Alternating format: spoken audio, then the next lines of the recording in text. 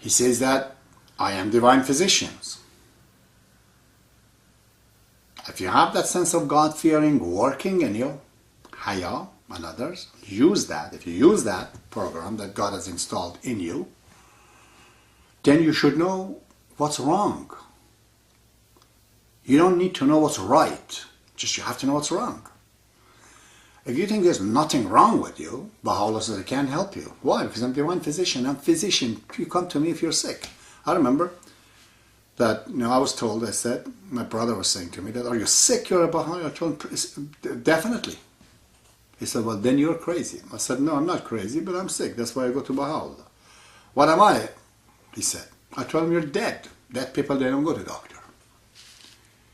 If you think there's nothing wrong with you and your life, of course, the Islamic regime came and they all found out what's the problem. So, what is the problem in the world right now? What is this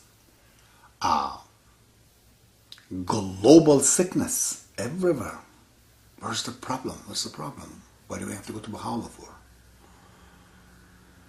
It's very simple. There is two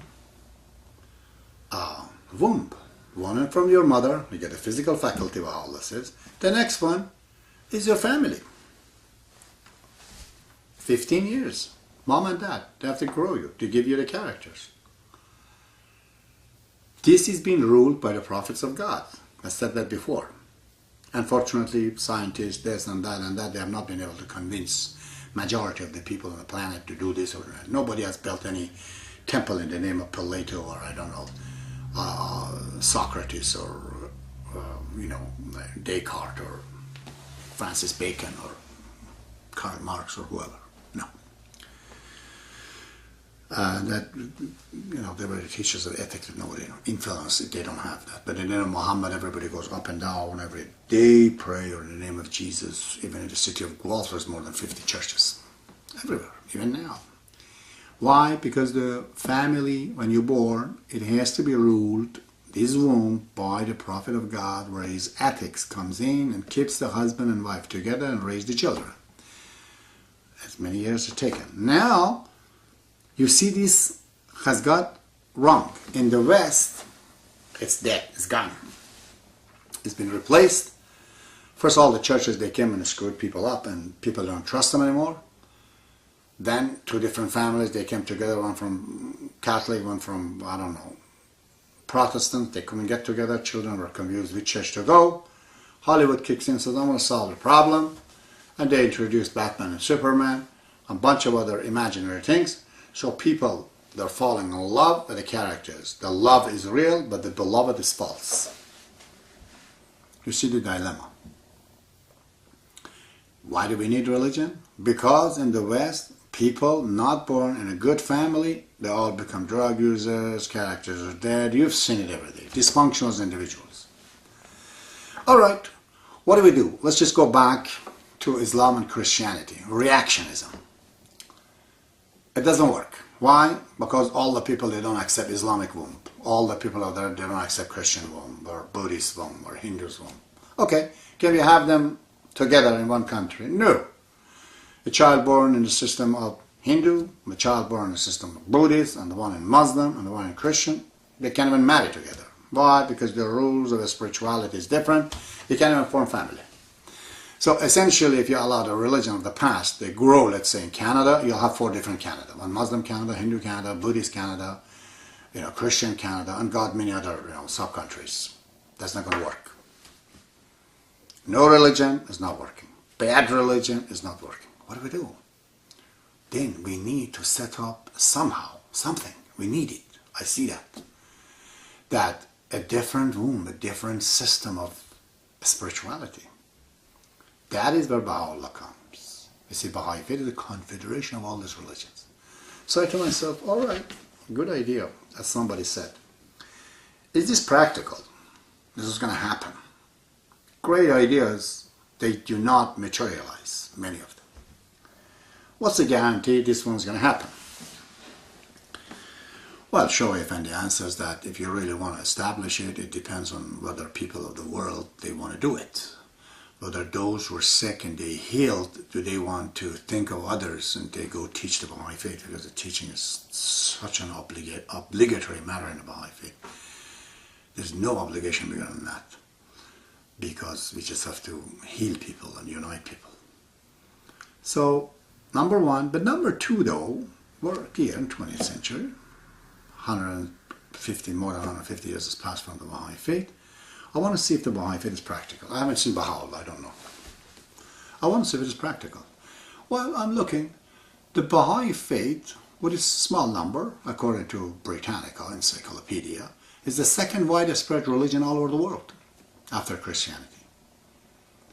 Very amazing. Baha'is are coming from all the major religions of the world and major sects in the same religion. All kind of Christians of different denominations have become Baha'i. All kind of Muslims of different denominations have become Baha'i. Same with the Hindus, same with the Buddha. Better yet, even the atheists, many atheist people, agnostic, they also became Baha'i. Well, what do I think? I say under 150 years, in the laboratory of the universe, I have seen baha'u'llah has been able to attract every one of them around. Therefore, this solution can work. But, very important, we should not create a concept of the Baha'i faith, like I am right now, that does not comply with the center. I can't teach the Baha'i faith and people become my followers. If I do that, I'm going towards divisions. Baha'u'llah is that center. His mission is the centralization. His mission is to create that gravity. What do we have to do? We have to join the center. So the gravity becomes, mass becomes bigger and bigger and bigger and bigger. So the people can get more and more attracted. We have to be aware of this, that all the time, Baha'u'llah says that. Show your servitude. Recognize the center and always say to the people that you are getting the light from Him. And all of it is Him. There's nothing else. Because the center of the truth has to be recognized and has to be cleansed. And please, for God's sake, if you know you're not Baha'i, you're not acting good, why do you call yourself a Baha'i? You become like a dirty patch of dirt attached on the robe of Baha'u'llah. Then he's a dirty robes, because we're attaching ourselves to it. Just for God's sake, say, I'm trying to be a Baha'i. I'm ashamed of calling myself a Baha'i. It's a big word. I can't translate what Abdul said, but it says a Baha'i have to be a completely, all the perfections of humanity have to be a collections of all the human perfections. You know, what a big, huge claim to be made that I'm a Baha'i. So, just as Baha'u'llah's Abdul Shawqi Effendi says, I'm a Baha'i relatively. But do not make me as a symbol, as an example. Don't follow me. God damn it if you fall in love with me and do not understand that my love, whether you feel or whatever, is coming from Baha'u'llah. I'd be nothing without Him. It's all coming from Him. What I say might look different. It's very simple. He's the white light, goes into the prism. In me, shows indigo. Somebody else shows blue, and another one. We're in the prism. So the light comes in the prism, it becomes many different wavelengths. Some of them are now, some of them are ultraviolet, you know. All kinds. Infrared. But many visible lights that we see. If I'm looking to you a very beautiful brown color, blue, green color, indigo, pink, whatever, it's just the real light behind it is Baha'u'llah. I might be a lamp, but electricity is Him. Number one, and then practically also, because there are people that they like to instinctively or not to create another reference center. There is no center but the universal laws of justice and in future universal laws of guardianship. No other center can organize Baha'i faith. These are the only tools that are essential for the growth of the Baha'i faith and for the unity of the Baha'i faith. Otherwise, if a lot of Baha'is they come together and they don't get along, I'm sorry, too good they came and fused, they create bad. It should be like the salt, see? Sodium, chlorine. They're both poison. And a good relationship, they make salt that you use it. So you have to put a good chemistry together.